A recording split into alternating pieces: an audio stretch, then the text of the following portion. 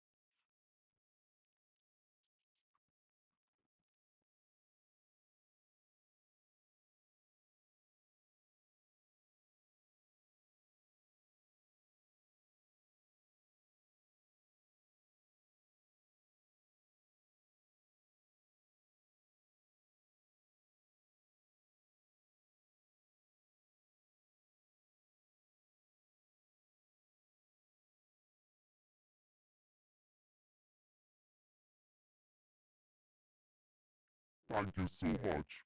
This conference will provide an excellent platform for sharing the state-of-the-art research technologies in the field of RF, microwaves, and antennas. Well, from Bluetooth to DTH, from Wi-Fi to 5G, from Chandrayaan to Mangalyaan, everything uses technology today. And hence, we are here to know more and more about technology, understand the future, and celebrate innovation.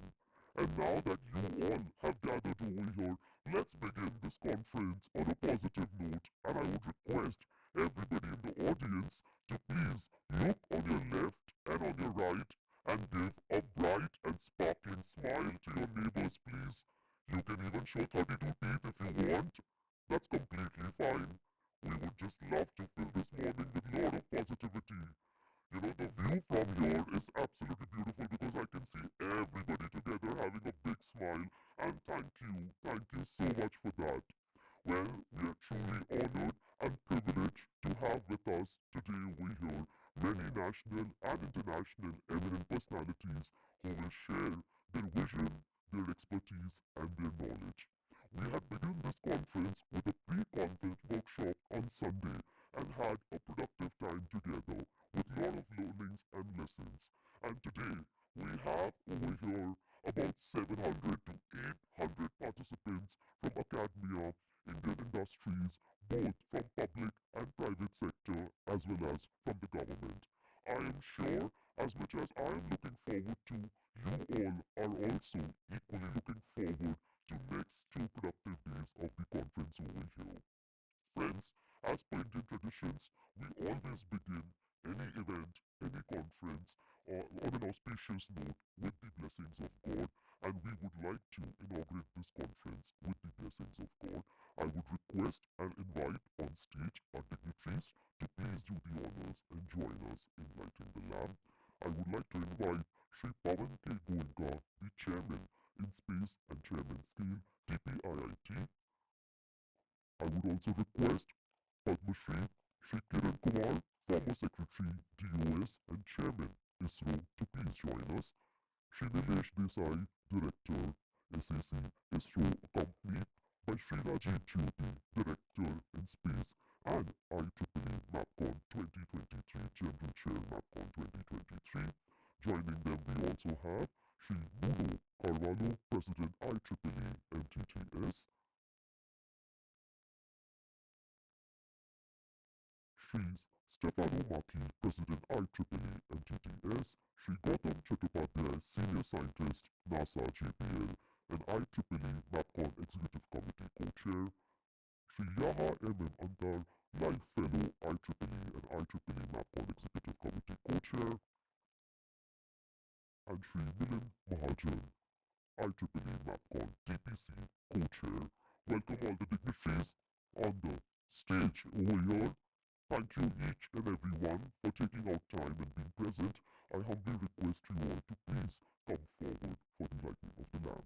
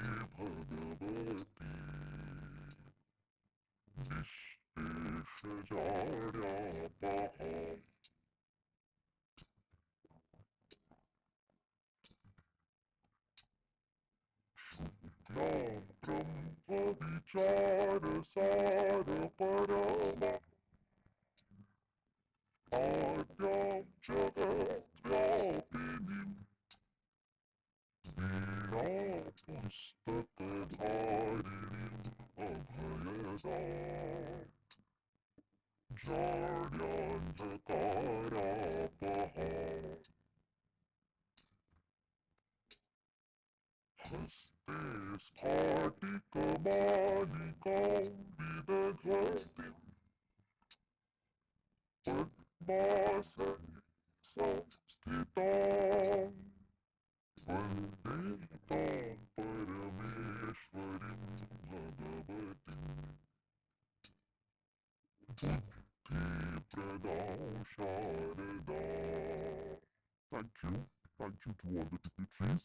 And with the blessings of the Almighty, let's begin MAPCON 2023 today. Now, as we move forward, I would request and welcome Sri Rajiv Jyoti, Director, DD in Space and IEEE MAPCON 2023 General Chair, to please join us and welcome you all over here on this beautiful morning. Can we please have a huge round of applause for the sir over here?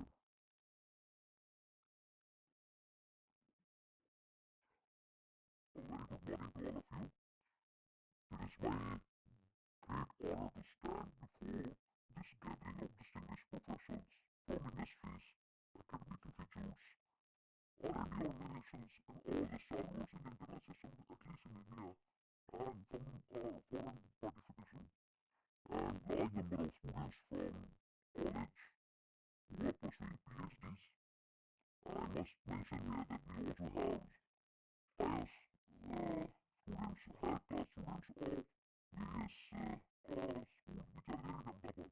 They are also attending this program because we have a special session for them.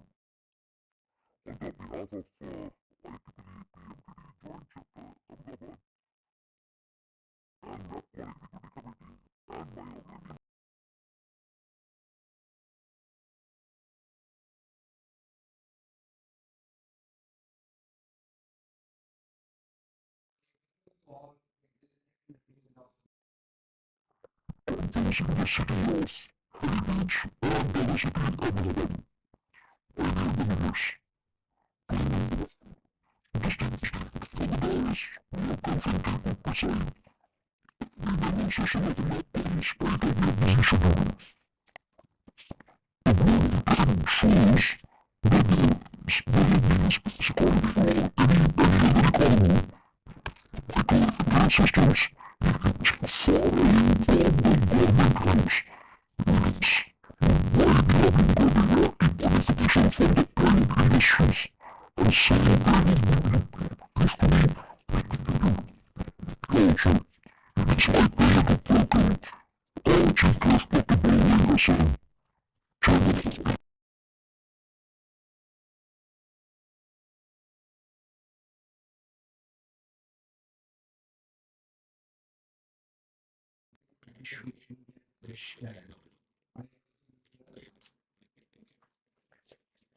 Bowling as a chairman of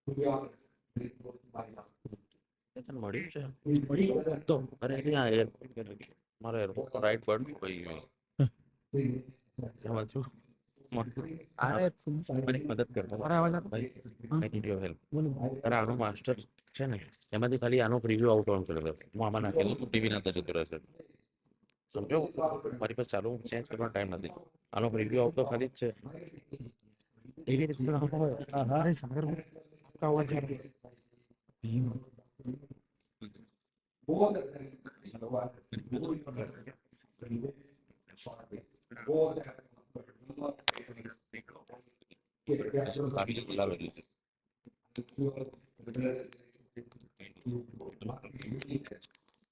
sound જ નથી sound આખો ફાટે છે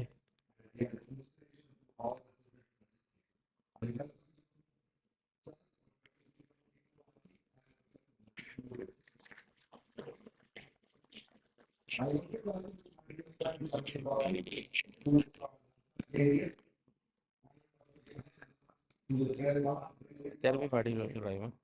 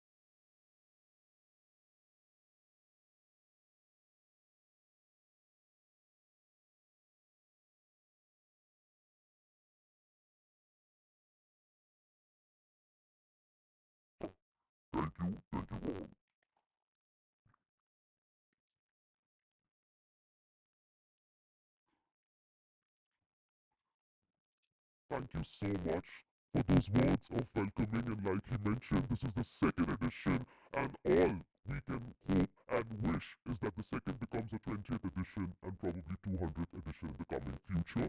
And thank you everybody who have supported us in such a big capacity today. Moving ahead, like he mentioned, the next gentleman, the next dignitary I would like to invite on stage needs no introduction. I would request and welcome Sri Bruno Carvalho, President IEEE MTTS, to please join us for a special address over here. A full-time professor and a senior research scientist with the Institute of Telecommunications, University of Aveiro. Welcome, sir.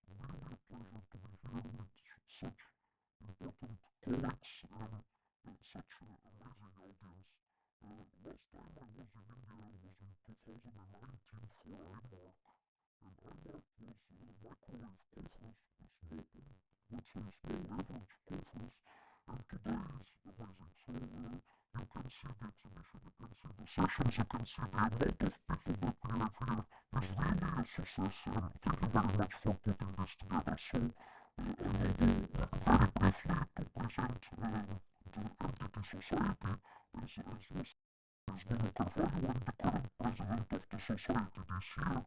But let me briefly show the other members of the society. So, in this slide you can see Mauricio Bosri is our president-elect. He will become president in 2024. Valentina Paz and Cameron Corbani are our treasurers. And I also include here, sorry I make a mistake, it's not Mauricio Bosri, Gautam Chaudhary, sir, will be our 2025 president of the society. Sorry for the mistake that is there.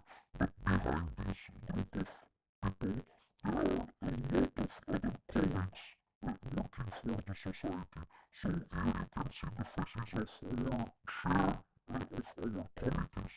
We have different committees addressing different aspects of the society, including conferences, publications, and other activities.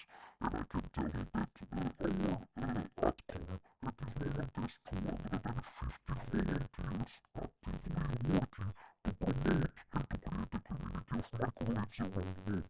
And we are open. That is, our door is always open. So if you are in the audience, if you want to join us as a volunteer, please send me an email. I'll be more than happy to discuss with you where you want to make a contribution, where you want to make an impact on our community. We will be very well received. So let me also say that MTT, which is micro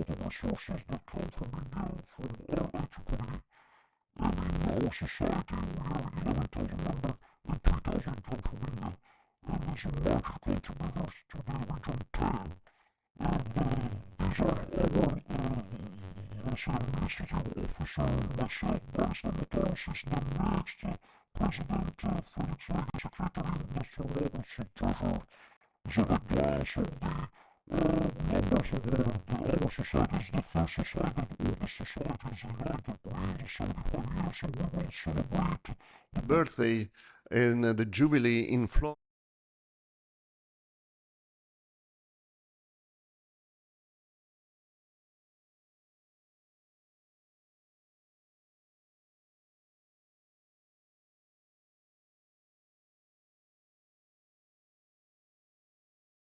And propagation joint chapter with the MTT, and 80% of them came from India. And 80% of these 80% are from young students, so student branch. This is a fantastic news, and this is the reason why it's my great pleasure to be here too. These are the other number, you can read it.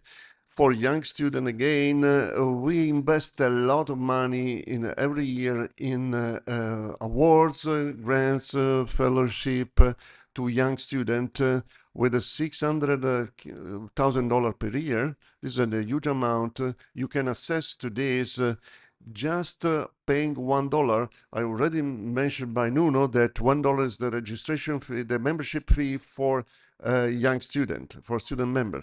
This is in order to encourage people to come in our society and to be part of this wonderful world of the microwave and antennas.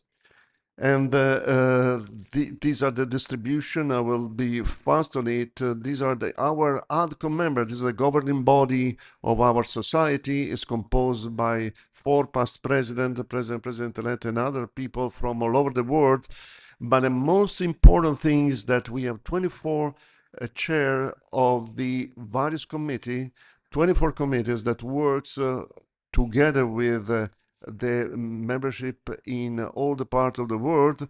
In this committee, there are 270 volunteers that are sometimes a very expert professor in our community or people from industry, and they work together in order to improve the things in our society. And we have a lot of interaction with MTTS. Now we are going very well together, and we have more than 4,000 members together, and under 10 joint chapters. So it's natural that we can do it together. We already mentioned this initiative of BNA, nano-BNA, joint travel in Africa that we'll do together, organized by Gautam and by Nuno, and we follow them in order to improve it. And we have signed a lot of memorandum of understanding. I would like to mention that in a couple of hours, we will sign a memorandum of understanding with the Institute of Electronics and Telecommunication here in India. It's a big event. We will sign it together with MTT and with EMC. We have the honor to have here also the president of EMC, Vinesh Rajani, and we could actually do it and continue to involve other people from other community in order to extend our impact in all over the world. Our journals are doing very well. The transaction antennas and propagation is probably one of the most downloaded, the second downloaded journal in all IEEE, and the impact factor is very high this year. We have a good impact factor is for the open journal. We have the fantastic number of distinguished lecturers, 15 every year, that can be invited by the chapters. And please, these are our conference sponsored MAPCON, thanks to the effort of Yaya Antar and Gautam Chattopadhyay. We have done a fantastic job here, and you have done the fantastic job. And this risks to be one of the most important conference in the world in the microwave antennas. This will be done if you push these things and you involve the young people. Young people are fundamental for us, fundamental to be a so large number of women in engineer here, much larger than the average. So I'm very happy to increase and encourage PhD female students to get into this loop and having it. The last things I were to say, Christophe Fumot will be president-elect in 2024 and is president 2025. The important thing is that we are the four president are going to be in a perfect agreement together, in a perfect agreement with the governance of MTT. So this is the trick to have a safe community like this. Thank you very much for your attention.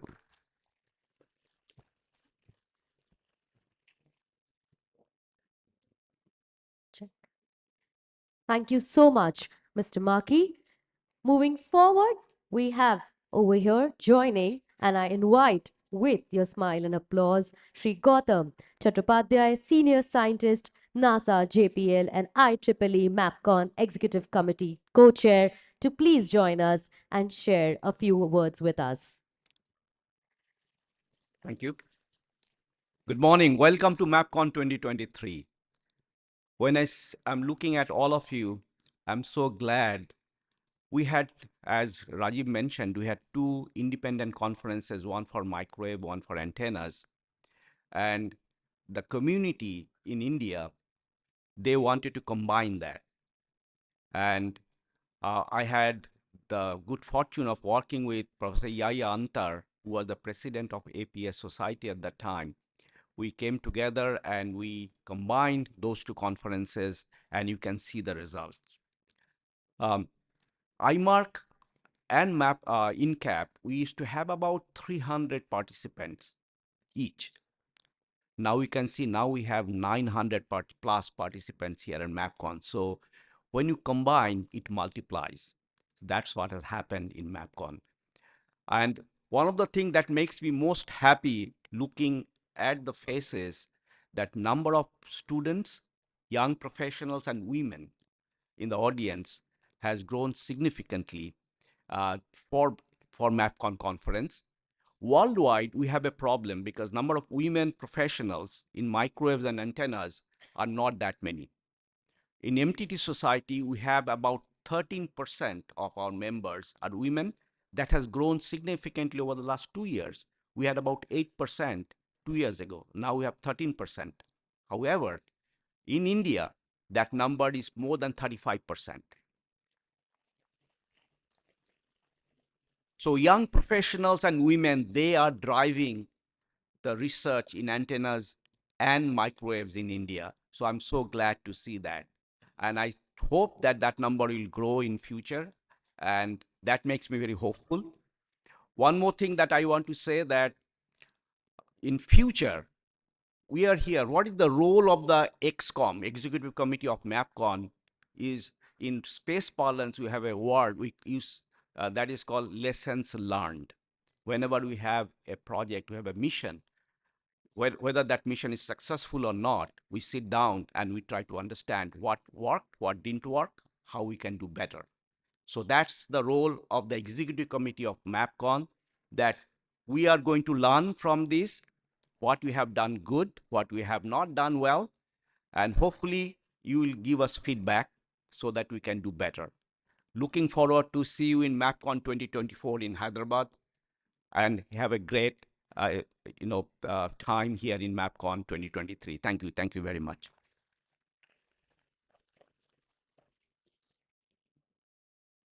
Thank you so much. And indeed, for every individual or any community to grow, feedbacks are truly important. And we hope that with such a large audience sitting here, we will be able to do better and better every year. With that, let's march ahead. And now I would like to request and invite on stage Sri Yaha MM Antar, IEEE MAPCON Executive Committee Co-Chair, IEEE APS Past President, to please join us and share a few words.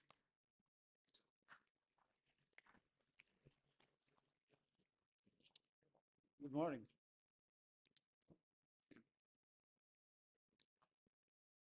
I should start by saying I'm very happy. I'm really very, very happy. A couple of years ago during the COVID, the idea of MAPCON came in. I should start by saying personally, I got introduced to many of you through long time.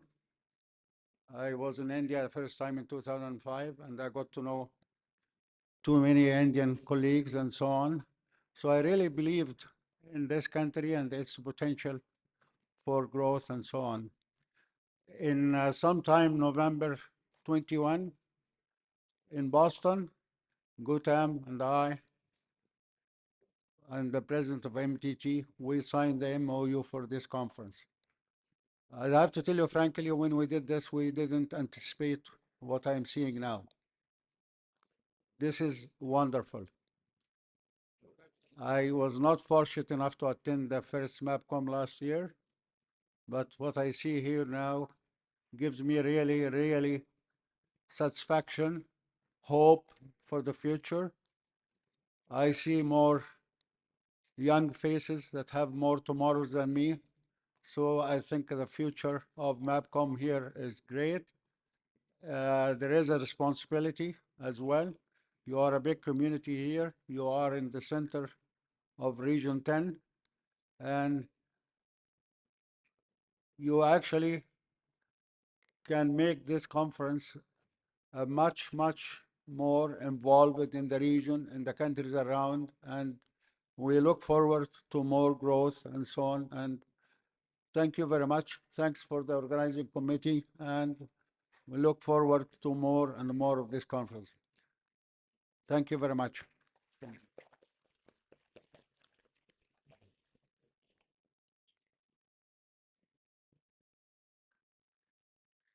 Thank you so much.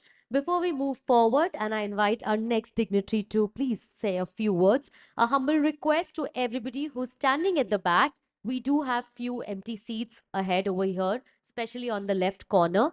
I request you all that you can come forward and settle down. As well as we do have few seats upstairs. You all can join us over there as well. Thank you. Well, before we move ahead, we would like to take a moment and thank our supporters, our sponsors who stood as a strong pillar of support to be present over here in making this conference a successful. I would like to thank our signature sponsor, ANSYS, NI, and TIPL. Can we please have a huge round of applause? And we would also like to thank our diamond sponsors, APC Technologies and Keysight Technologies. Thank you so much to them for helping us and supporting us wholeheartedly. Moving ahead, I would now request and invite our next speaker over here, our next dignitary. It's a very special address because it's a keynote address. We have for our special address today over here, Shri Nilesh Desai, Director, SSC and ISRO, a lead center for design and development of space-borne instruments and associated applications. We are immensely and truly honored by your presence over here, sir.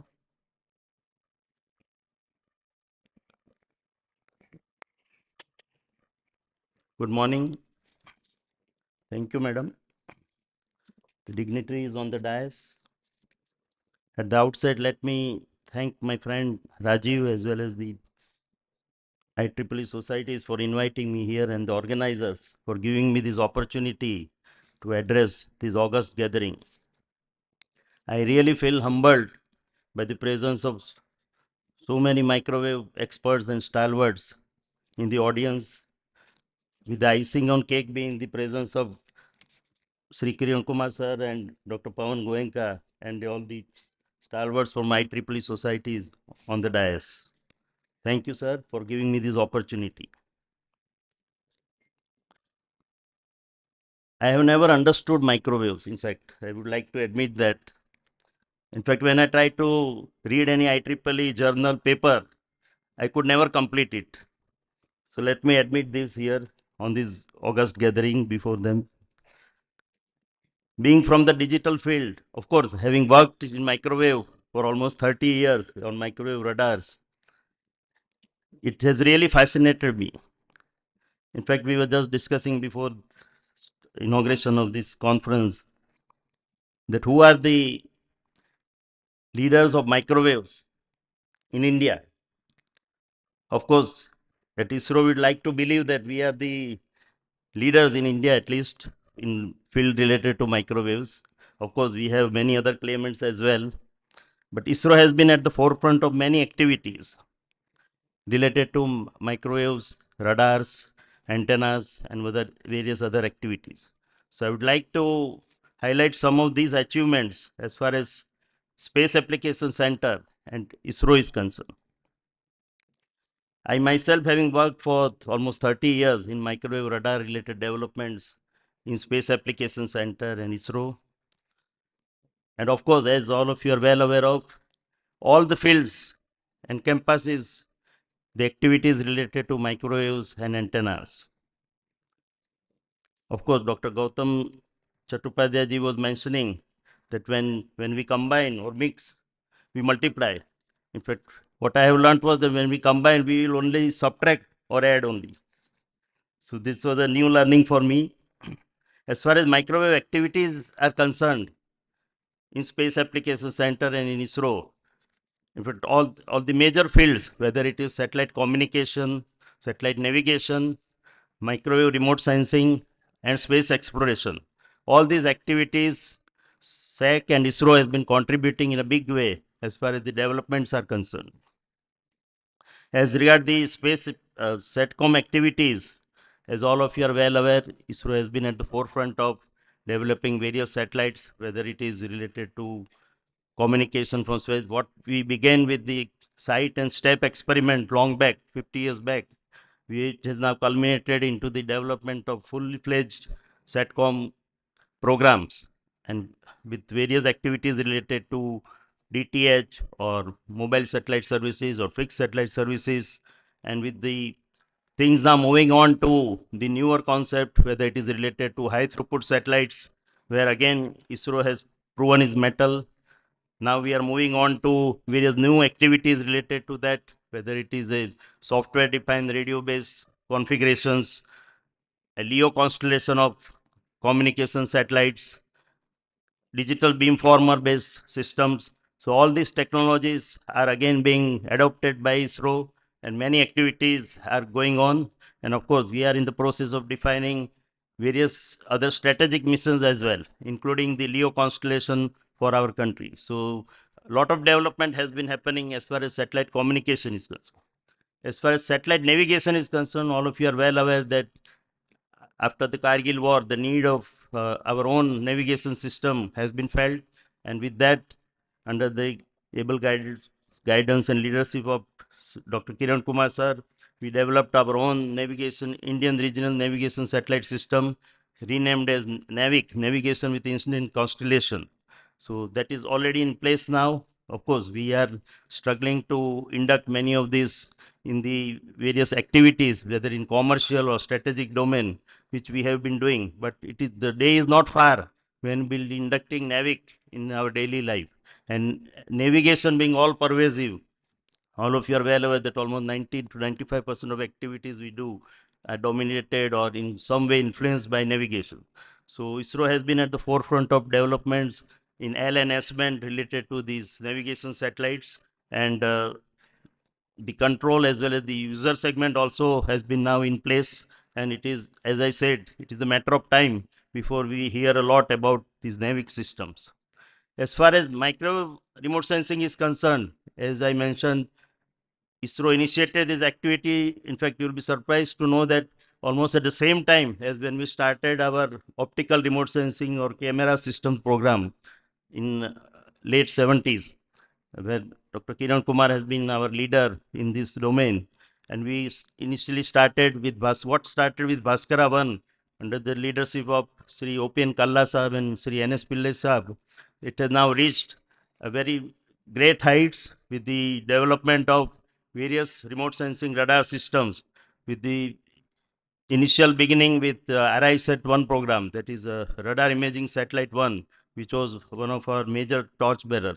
And all of you are well aware that after that, NASA and JPL collaborated with SAC and ISRO to develop the NISR program. So we are at almost in the completion of this NISR program, and shortly in early next year, we are going to launch this NASA ISRO synthetic aperture radar observatory from space. So that is going to be a major achievement, and everybody is very eagerly looking forward to the data from this NISR system. So it will be available free of course, being a science mission to all the researchers, and lot of new activities or applications are envisaged with the launch of this NISR satellite. So apart from the continuation of RISAT program, ISRO has also been working on various other domains as well as far as the radar development is concerned, whether we have developed radars in almost all the bands, whether it is C band, L and S band or X band, and with the development of KU band altimeter system for various other applications. So we have covered almost all the gamut of the activities as far as microwave systems are concerned. And now we are moving on to sub-millimeter wave and millimeter wave technologies, culminating in terahertz technology with the setting up of terahertz telescope at Henley. So a lot of activities are happening as far as this domain is concerned, starting from sub-millimeter wave, humidity and temperature sounder onwards to development of terahertz telescope.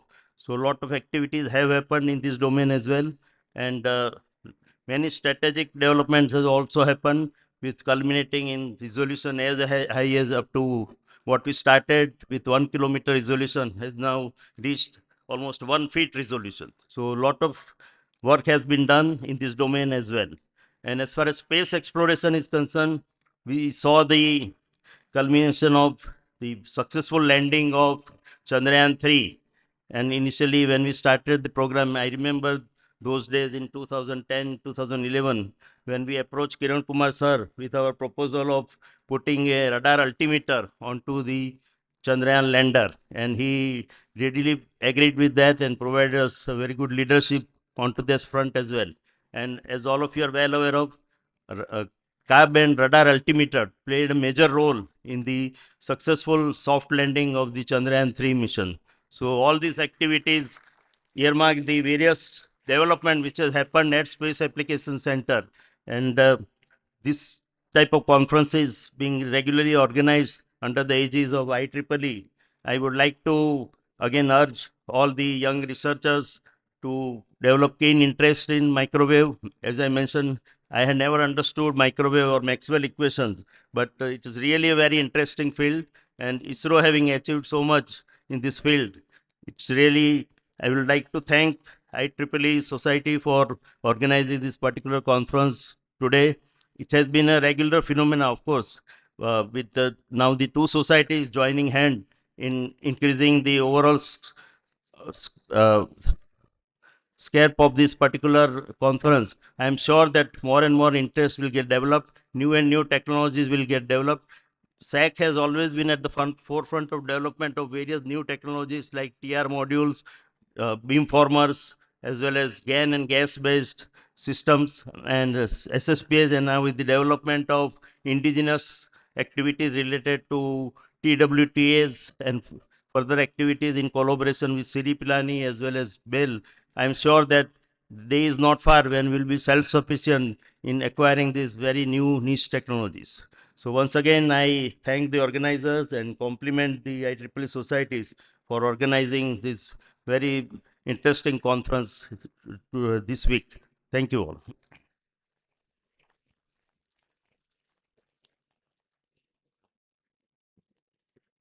Thank you so much, Desai sir, for those words of encouragement and motivation as well. Now, moving ahead, once again, we have a very special address coming up over here, a keynote address, and we have with us our chief guest present over here, Padma Shri A.S. Kiran Kumar, former Secretary DOS and Chairman ISRO. Can we please have a huge round of applause?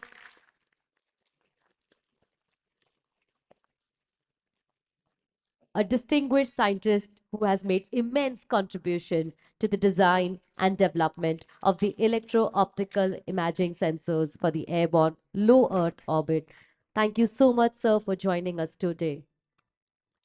Good morning to all of you.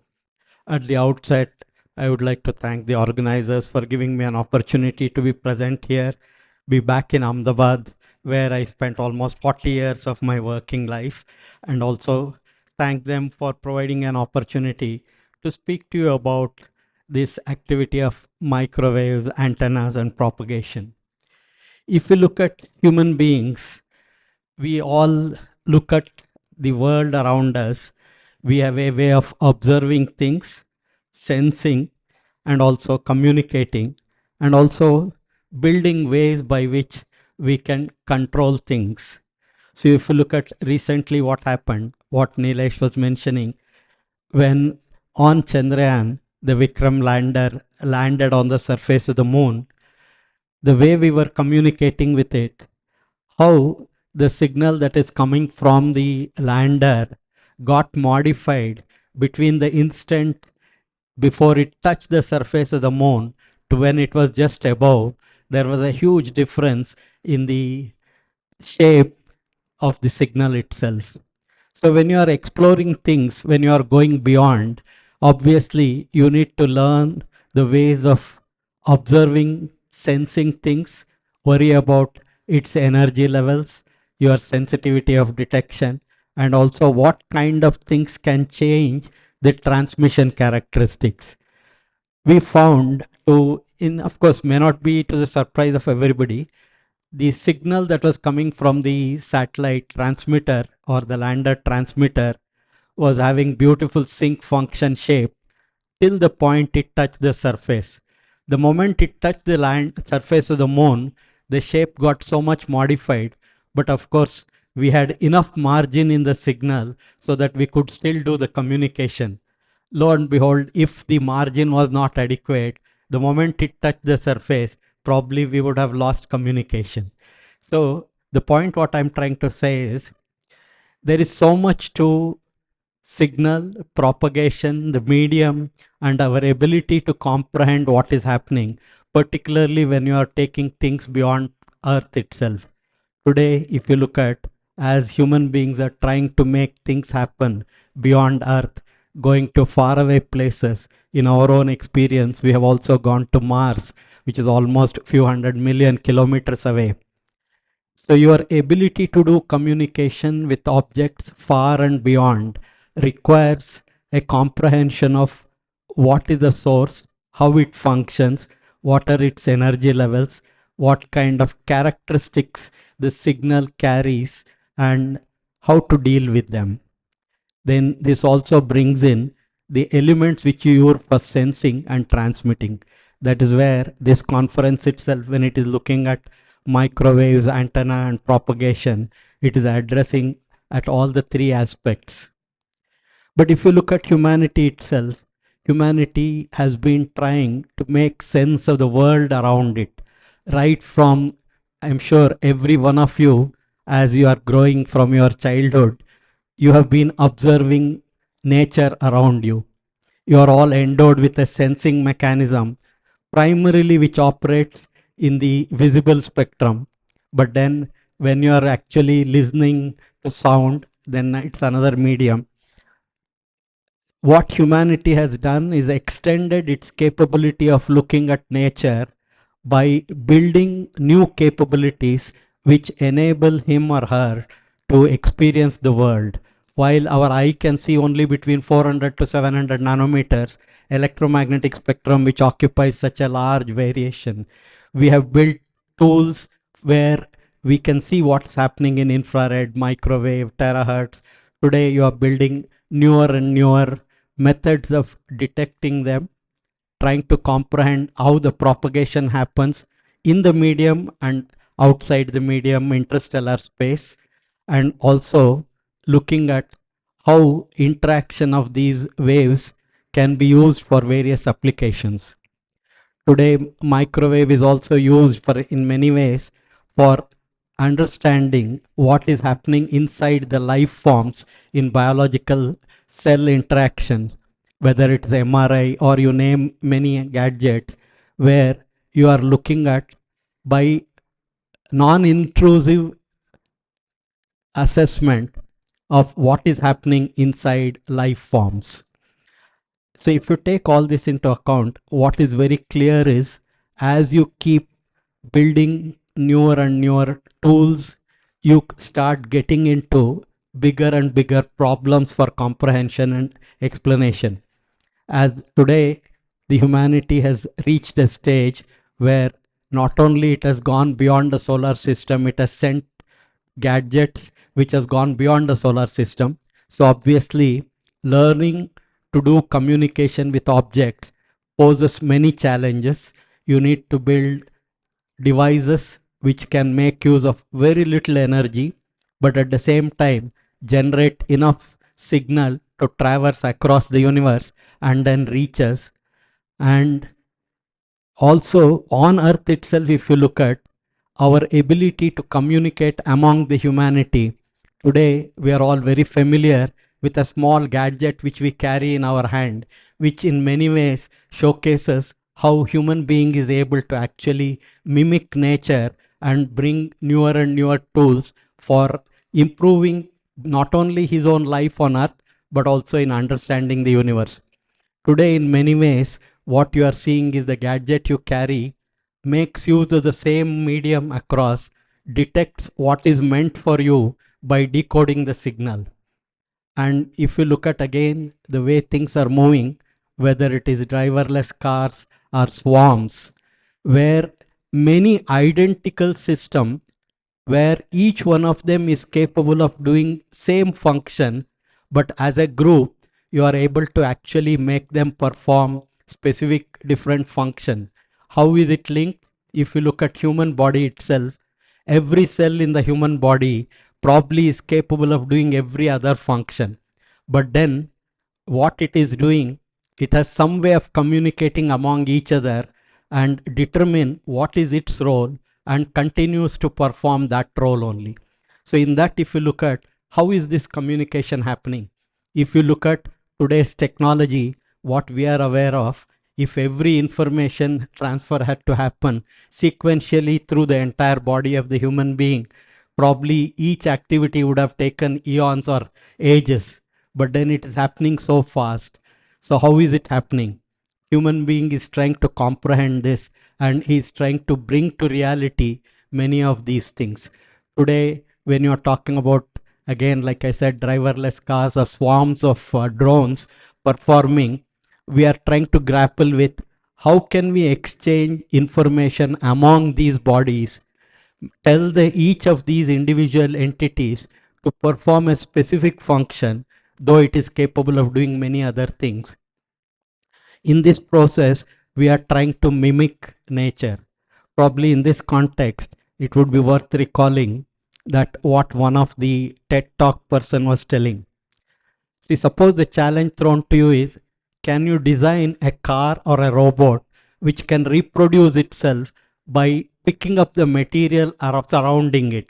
So now you see the challenge in that. Not only you are building a system, but you are also building that system capable of reproducing itself by picking up the material around it. Today, in many ways, if you look at what humanity is trying in many different dimensions, 3D printing, for example, in 3D printing, you are seeing that a set of information and raw material is being converted into a finished product by a process. And if you look at nature, every life form, whether it is plant, animal, insect, every one of them actually is capable of reproducing themselves by picking up the 5 basic elements in nature. So in why I'm trying to bring in many of these is today we have already hit the limits of classical digital technology. People are already looking at quantum technology because the current digital systems are unable to answer many questions that are being posed. But then already nature and life uses many of these quantum techniques and we are trying to mimic them. So in a conference and in a place where lot of people working in different areas come together, what is their task and what is the nature of exchange that is expected to happen. Humanity has shown that no matter what you are doing, if you want to achieve great success, you have to go deep into that topic. If you take the antennas themselves, you started with specific shaped antennas performing the task. Gradually, you started looking at how the various elements you can bring in the face, and you can have a flat surface, do the task of a maybe parabolic antenna or any other thing. So slowly you started moving from phased array. Today you are talking about conformal. That means any shape be used to generate information. This is where again life shows many examples how you can actually interact with things and what are the ways these interactions are happening.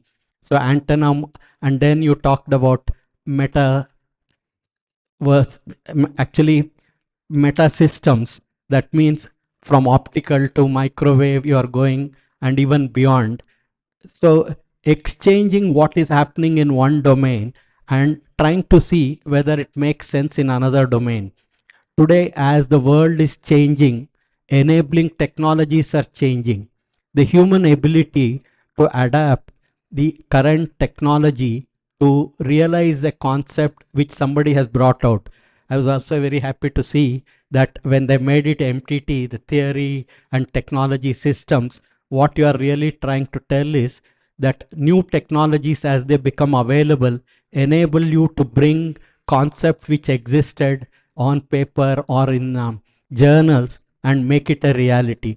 Today, world is moving towards quantum sensing, quantum computation, quantum technology, and this is a step beyond the classical studies.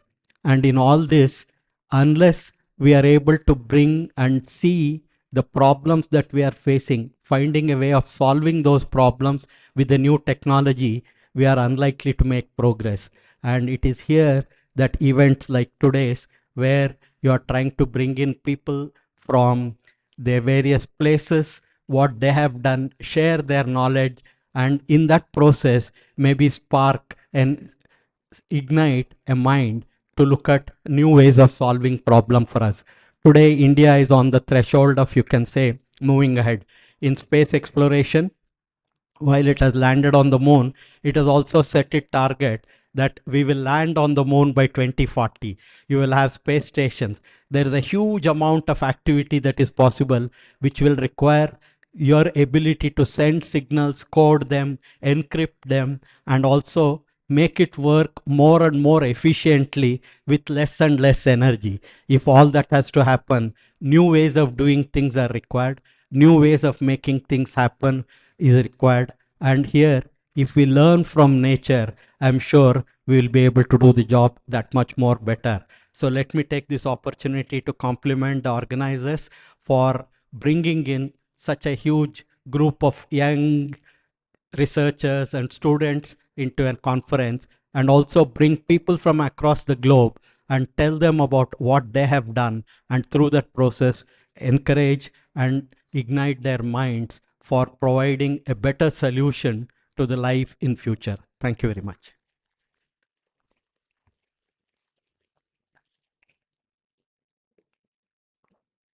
Thank you so much, sir, for those words.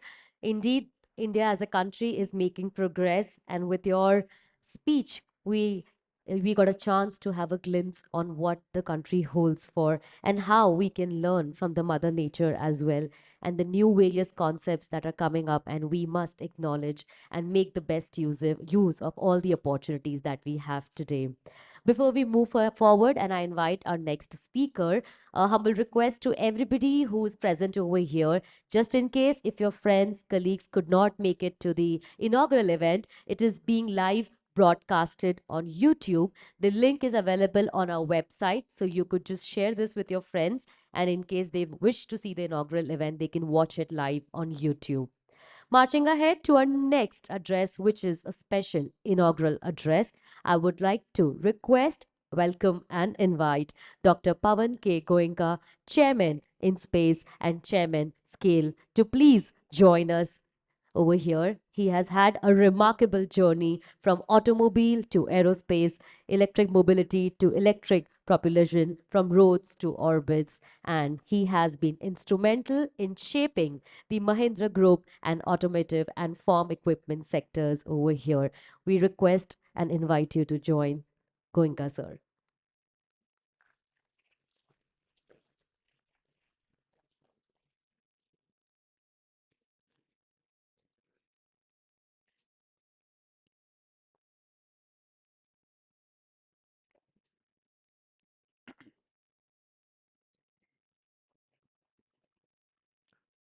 Respected Dr. Kiran Kumar, my colleagues Nilesh and Rajiv, Dr. Antar, Dr. Nuno, Dr. Massey, Dr. Gautam, Mr. Milind Mahajan. Greetings to all of you. I'm delighted to be here as part of this intellectual gathering with the best minds, including scientists, technologists, students, and entrepreneurs, to deliberate on the latest developments in the field of microwave antenna propagation technology. First of all, I would like to compliment the organizers, Rajiv and Professor Jalil Akhtar, for putting together an excellent conference. As I went through the program, you had 10 workshops on Sunday, you had pre-conference events, there's something for students, something for young professionals, for women scientists, for PhD students, and industry. So very well put together conference, my compliments. Let me also say that in this room, I am perhaps the least qualified person in technology in terms of this field. Having been in the auto industry for all my career, auto industry really had nothing to do with microwave or radars until recently, and I'll talk a little bit more about that. And on lighter vein, to me, microwave was nothing more than what you use to warm up your food. An antenna was nothing more than what just sticks out of a car a window to catch the signal in radio. And technology development was when the antenna moved from being hanging on the A-pillar to being printed on the rear windshield and to becoming a fish antenna. And I thought that was great development. And now I realize that this field is so complex and so much more is happening here that it's just mind-boggling. And to see so many people interested and engaged in this field is even more amazing. So in the last 3-4 weeks preparing for this conference, I have tried to understand a little bit about the technology, opportunities there are, things that can be done.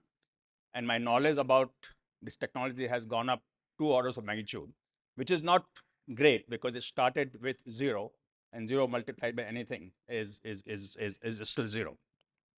So needless not to worry, there is someone in this audience who understands microwave a lot less than you do. So since this field is not very intimately familiar to me, I have taken the liberty to write my notes and read from that rather than trying to speak extempore. So at the outset, I must acknowledge the crucial role of scientists and researchers in the transformation of India and bringing it to where we are, especially in the Indian space sector, because this is one sector where we rub shoulders with the best in the world. From carrying rocket cones on bicycles and ferrying satellites on bullock carts, to successfully sending our orbiter to Mars in the first attempt, and to make India the first spacefaring nation to land near the moon's south pole, where Dr. Kiran Kumar has played a big role. We have traversed a long distance, and all thanks to our brilliant scientists. As you know, the recent space sector reforms have opened a whole new world of opportunities for the players in the Indian space industry. Liberalization of the Indian space sector by the government of India is going to unlock the immense potential of the Indian space industry and enable India to become a major player in the global space economy in years to come. And one of the key enablers for the Indian space sector to realize its potential is through wide adoption of advanced and complex space technology by the private sector. Private players will require access to futuristic technology, either developed in-house or developed jointly through global partnerships. And I believe global partnerships are going to be very important for us to move ahead. And amongst the most crucial technology, which is at the heart of space activities, obviously, is the microwave RF, antenna, and radar technology. In fact, the application of the microwave technology across various fields post-World War II has completely revolutionized, as you all know, our lives in a way that we wouldn't have imagined at that time.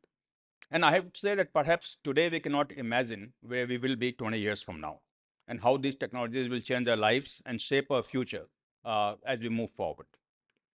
So from communication to remote sensing to autonomous vehicles to use in medical devices, food industry, and in disaster management, the applications are enormous, a wide spectrum.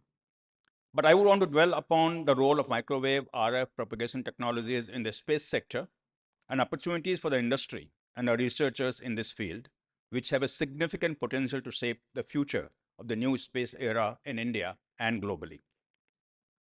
And one of the roles of InSpace is to identify opportunities and enable the private sector to engage with the experts and unleash the potential that we have of this technology from the economic or commercial point of view. At InSpace, we have developed a decadal vision. Some of you may have seen that, and a strategy for the space sector, which pegs the size of the space economy in India at $44 billion by 2033 from current level of $8.4 billion, which is a growth of 16% every year. A significant chunk of this, i.e. more than $7 billion, is coming from manufacturing of satellites and its components and ground stations. So for a typical LEO satellite, currently more than 60% of satellite BOM by value is imported.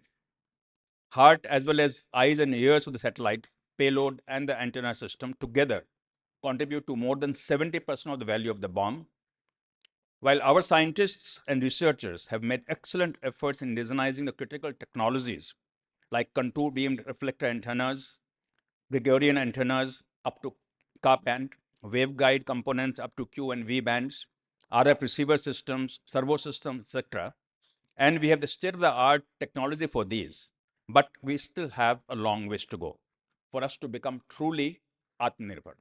And my focus in all the work that we are doing is how do we translate the technology to actual manufacturing of these systems so that we don't have to import the components and subsystems that go into it.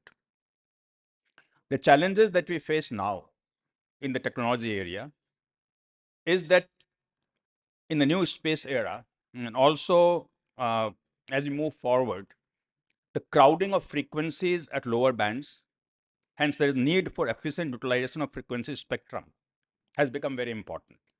There's a requirement for use of higher frequency band and bandwidth for higher data rate, and high resolution images. With increasing crowding, and you all know this, of LEO, MEO orbits with NGSO constellation, with more than 1,500 satellites to be launched in the next 6-7 years, efficient tracking of space objects, including the debris, would require cutting-edge technologies and telescopes and satellite features that facilitate efficient tracking both from the Earth station and from space. So you can see there is potential that we have in technology development from where we are today, and the potential that we have in converting the technology to useful manufactured objects and products is really immense. We need to become Atmanirbhar in both the technology and in manufacturing of space-grade electronics and advanced materials. And unfortunately, there's a lot of it that is getting imported today in India. High-speed microwave circuits and wideband microwave components at higher frequency and antenna systems are also the need of the hour. So key technologies in demand required to cater to the requirements of new space era activities include, and again, I'm telling people who know all of these much better than I do, antenna systems for high power tracking radar for tracking any moving target in NGSO, innovative antenna systems needed which can cater to greater number of frequency bands, large bandwidth for flexibility in bandwidth, flexible reconfigurable microwave payloads and antenna systems, phased array antenna systems, high powered radar systems on Earth, high power microwave systems, and so on.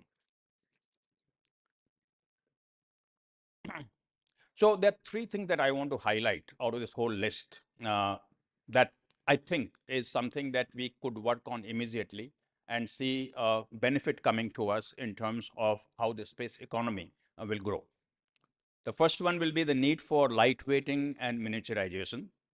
This is a way forward across sectors, not just in space.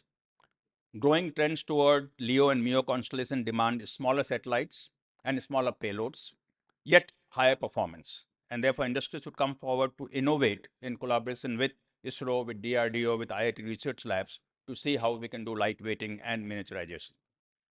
Fast tracking the R&D activities for reconfigurable or flexible payloads and innovative antenna systems. And third, integration of microwave system and antenna system. Now, from what I understand, currently the two sets of people work kind of independently. And it's good that the conferences of IEEE MTT and IEEE APS are coming together. And there is a need, just like in cars, there is an integration of chassis and engine. Similarly, we need to have very close integration of microwave systems and antenna systems. Both the space-grade electronic community and antenna community need to work very closely. So I would say in some cases, while technology is available globally, such as phased array antenna for commercial applications, flexible microwave payloads, India is yet to catch up, and these are critical technologies, and catch up more so in terms of application and availability than perhaps the fundamental knowledge. Global partnerships and collaborations, as I said earlier, is going to play a major role to access for futuristic technology. And I always believe that technology development without converting it to product really has no value. And all the people who are involved in technologies have to see how we go from lab to a product. In some cases, we have technology developed and available with ISRO, with DRDO labs, where industry needs to come forward. And there are many industry players here today to innovate and manufacture these technologies. ISRO, as you know, has opened its door and willing to transfer all the technology that's available in ISRO through InSpace and facilitate the private sector to convert those to products. For example, unfurlable antenna for GSO communication satellite, where ISRO has demonstrated up to 6 meter. Now, a private sector company, VEM Technologies, has already started developing up to 3.5 meters, which is a fairly good step forward. The Indian space market is going to grow multifold in years to come. Global companies are looking at India at a potential business opportunity and partnerships. And therefore, again, as I said in the beginning, the opportunity is here now. So let me also talk about some opportunities for the business, for the private sector in this area. Where can we potentially play? And I have said some of this in my previous speeches in different fora. The first one, in the context of what we are talking about here today, is in the area of ground station. For NGSO, that is LEO MEO satellites, I think global companies want to establish ground stations in India, and Indian companies can play a big role either independently doing so, or partnering with global companies, or being significant supplier in the supply chain for these global companies and participate in a big way. Opportunities to research, innovate, and manufacture high power tracking radar for tracking moving targets, used for debris in space, launch vehicles, space tourism is going to be a very big opportunity for India and for Indian business. I believe that currently majority, you know that the majority of ground stations are imported, and we need to become Atmanirbhar in that. I think the import content by value today is about 70-75%, which has to change. The second one is in miniaturizing high power microwave systems, where solid state devices, microwave capacitors, filters, duplexers, all of these will play a big role. Foldable, unfoldable antennas development. And the big opportunity, a low hanging fruit that I see are the user terminals. And something where InSpace is trying to work with different companies to see how India can become the global manufacturer, global supplier of user terminals. But it will not happen simply by reducing cost by a few pennies. It will have to happen by bringing latest technology along with low cost. And therefore, we cannot just do a me too kind of user terminals. We need to see new technologies that can go in it. And with the OneWebs, the Starlinks, the Amazon QPR coming in, the need and demand for such user terminals will increase multifold. And finally, spin-off technologies, where Dr. Kiran Kumar talked about automotive, the collision avoidance, the driverless car. And that, I think, in terms of spin-off, is a bigger opportunity than anything else. Today, the cost of the 2 or 3 radars that get put into the ADAS technology in a car is about $100. And that's going to go up even more, because today we have 2 radars, it'll probably go to 3, 4, and 5 radars. So you can just see a future 10, 15 years from now, where every car will have ADAS. That means you will have $150 kind of bill of material for 4 million cars just in India. That's $600 million worth of business just from India. And if you bring in technology, if you bring in low cost, then you can imagine how many cars can India supply to. And today, unfortunately, we are importing 100% of it from Korea, from China, from Japan, and that the industry and the technologists here working together can change. We can also obviously look at fields in medical devices, where there'll be spin-off technology, disaster management. You saw some of it in the recent disaster that we had in Uttarakhand, how the technology can be used. And therefore, there are many, many applications where perhaps we can look at how the people who are developing technology for space or defense can take that technology to other fields and make it more of a mass technology. Now, clearly, there is a need to strengthen R&D. And again, all of you are doing a lot of work. But I was just coincidentally talking to a person yesterday, a professor from, Indian professor from USA. And I just asked him, who is working in this area. I didn't even know that when I was at my meeting. I asked him where India is in microwave technology and antenna technology. And his response was not very good response as far as I'm concerned. What he said, and I'm sure that he's exaggerating and none of you will agree with it, but what he said was that the work that is being done here in India is still traditional academic kind of work with no understanding of real end user requirement. I hope he is wrong. And also he said that microwave devices research in India is woefully behind. And again, I hope that he is wrong, but you will know better. But I just want to tell you that perception of one person from outside India of what is happening in India. And we need to change that perception. If it's reality, change the reality. If it's only perception, to change the perception. I won't take too much more of your time, and just want to say that there are many examples of how an industry has progressed with the help of technology in India. Pharma is one such industry where we looked at an opportunity in the low end of the pharma industry, brought in sort of technology perhaps from outside, brought in processes to reduce costs, and today we are supplying 20% globally of generic drugs in the pharma industry. Auto industry is one such example where we didn't start with technology. We started more with manufacturing and low cost, but then brought in technology. And today, Indian cars are technologically almost as advanced as cars that you will find anywhere else. Again, another example where a sector has been successful with the use of technology. IT industry is the third industry where, again, we have not played at the high end of technology, but playing at the lower end of technology, on the base of technology, we have been able to make that a very strong industry and a backbone in some ways of India's economic growth. So friends, I would like to end here by saying that while you have been working on microwave technology, antenna technology, applications of it in space, in defense, there's a lot more. There's a lot more that needs to be done. There's a lot more that can be done. And there are a lot of opportunities that are there outside the fields that most of you are very familiar with. Thank you very much. I'm really delighted to be here amongst you.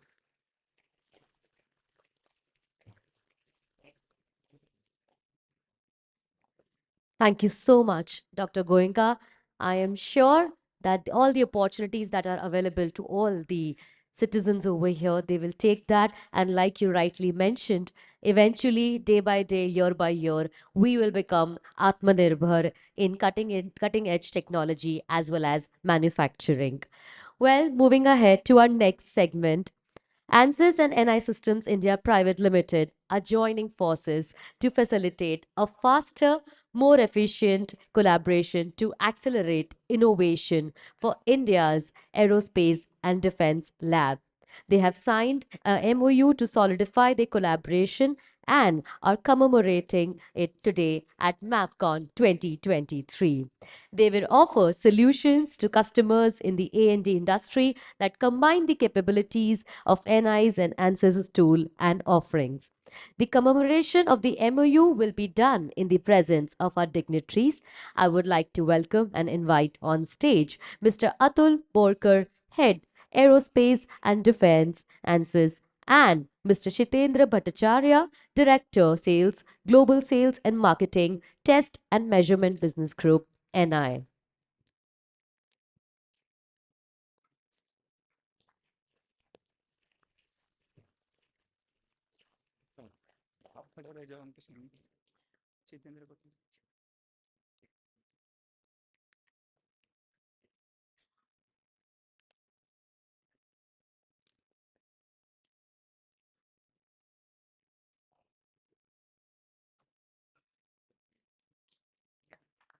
A special moment over here in the presence of all the dignitaries.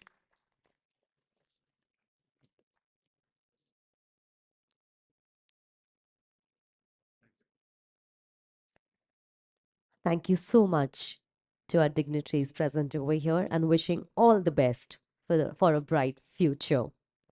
Now, for the technical overview, I would request and invite Mr. Milind Mahajan, TPC co-chair, to please join us over here and share a technical overview.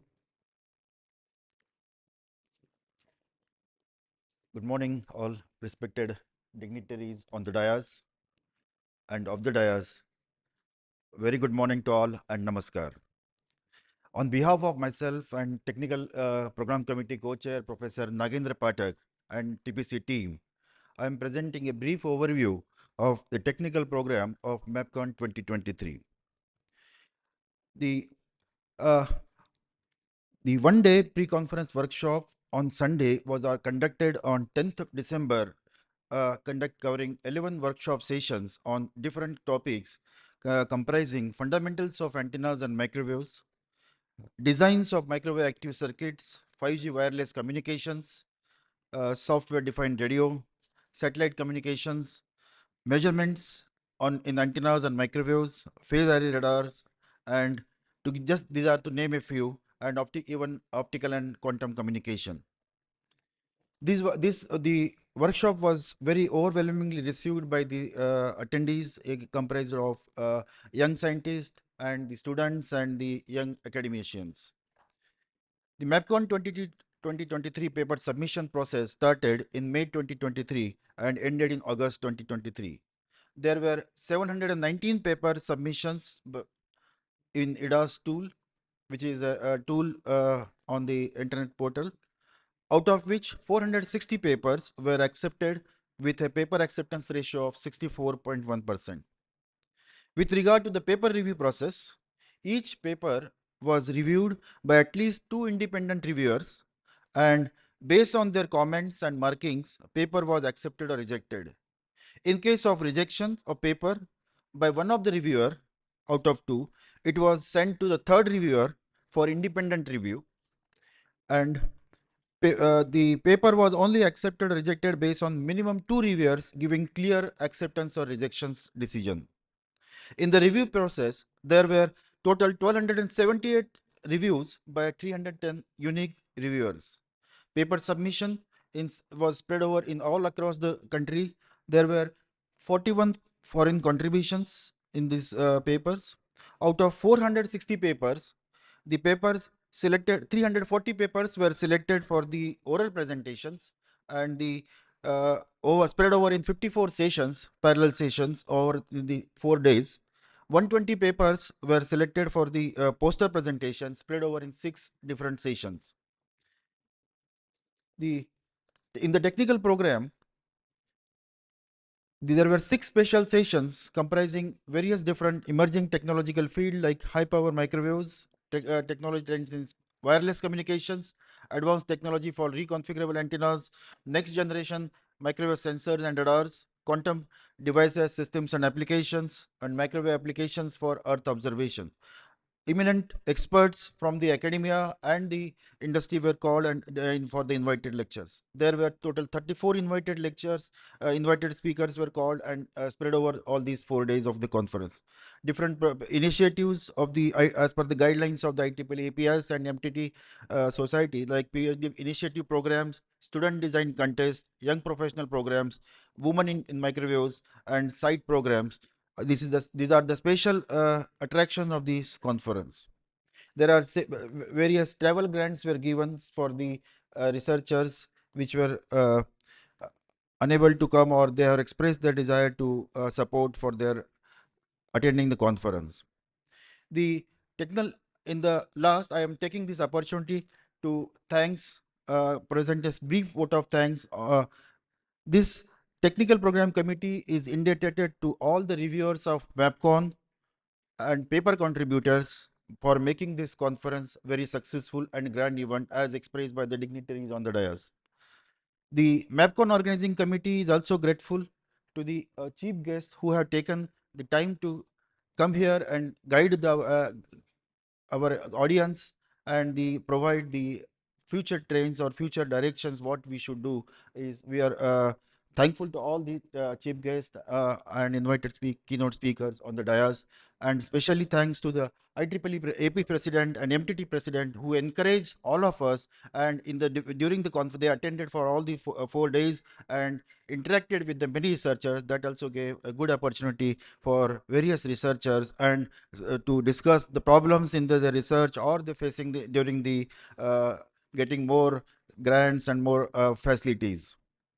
The local organizing committee is also specially thankful to the MAPCON steering committee, comprising of the international speakers, international experts and the Indian experts who have guided us in formulating the technical program and the overall MAPCON program for the making this such a wonderful management. And also we are MAPCON local organizing committee also thankful for the EXCOM committee members of the MAPCON who have steered us to from day to day, even weekly basis, we had a meeting and guided us to move ahead in the successful program.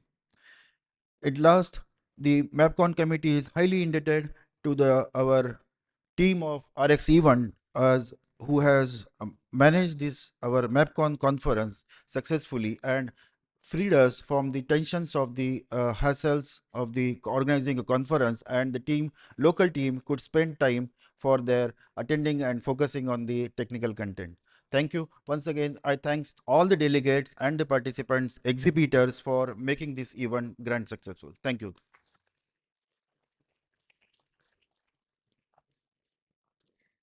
Thank you so much, sir, and thank you to the audience over here as well for your support.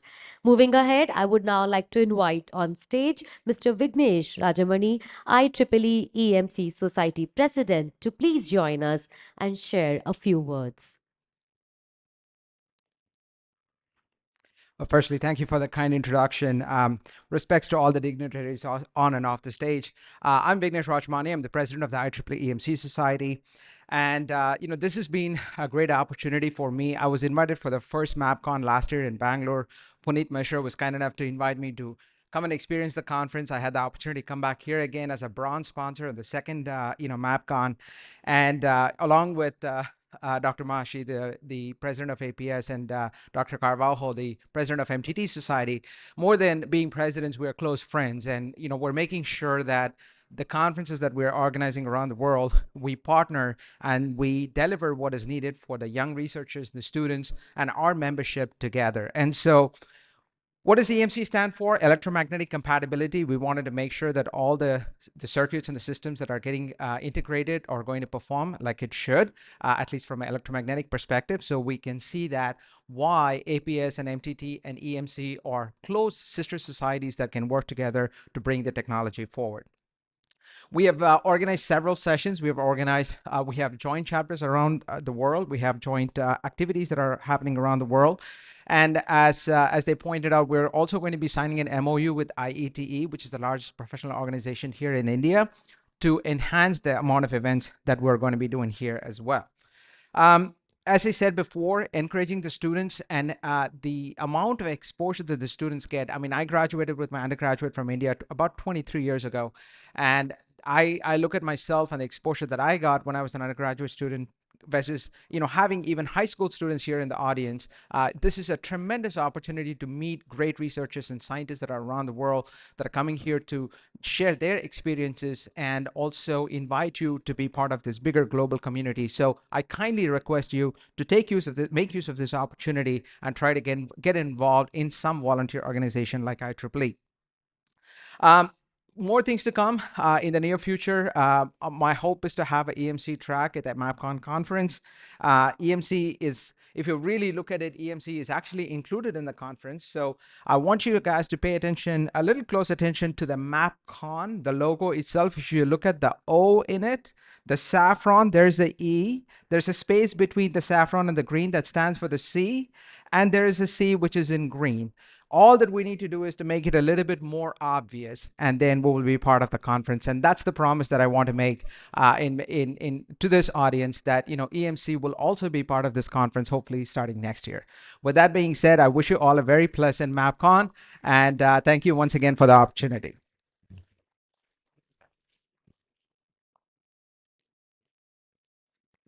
Thank you. Thank you very much for your good wishes and summarizing the event also in such a short span.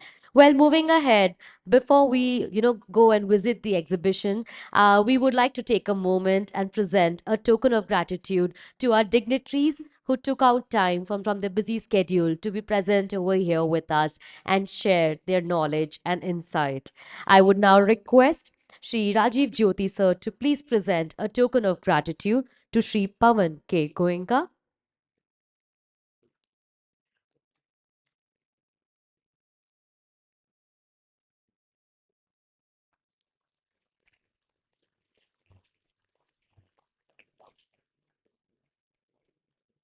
Thank you for your presence, sir. I would request Rajiv sir to please present a token of gratitude to Shri Kiran Kumar.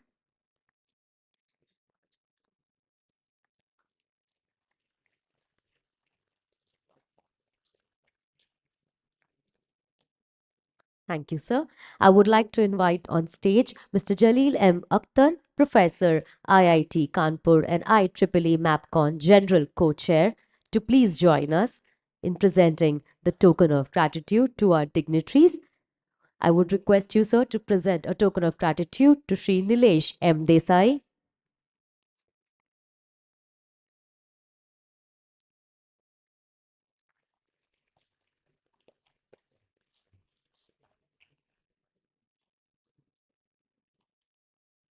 I would also request you, sir, to please present a token of gratitude to Shri Nuno Carvalho.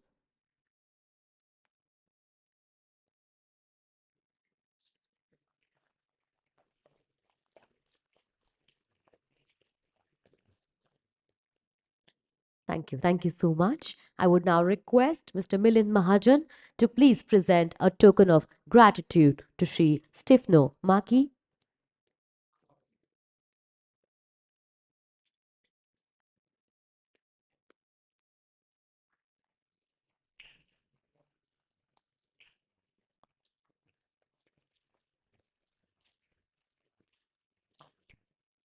I would also request Mr. Mahajan to please present a token of gratitude to Shri Gautam Chattopadhyay.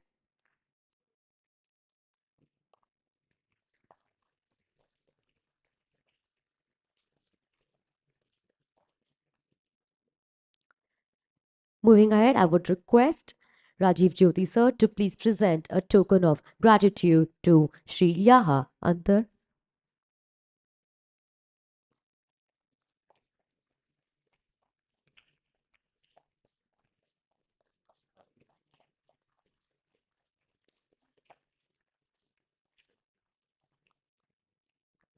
And I would request Mr. Nuno Carvalho to please present a token of gratitude to Mr. Milind Mahajan.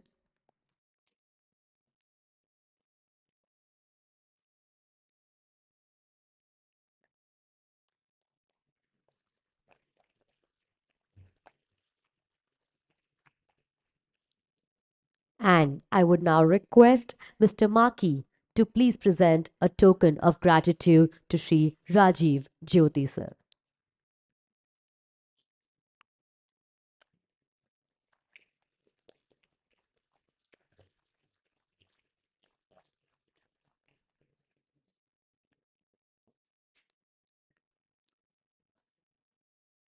Thank you so much once again to all the dignitaries present over here on the dais. Thank you to the audience for being present over here with us at the inaugural event. This couldn't be successful without your support. A small announcement, we would love to have a huge, big picture, group picture at 1:30, and I would request you all to assemble together at amphitheater at 1:30 for a lovely, memorable group picture. And as we move forward, I request our dignitaries to please join us and visit the exhibition, and all the delegates are invited to join us for a delicious lunch. On behalf of MAPCON 2023, I, Lippy Goyal, thank you so much. Present a gratitude and officially sign off over here at the inaugural conference of MAPCON 2023. Thank you.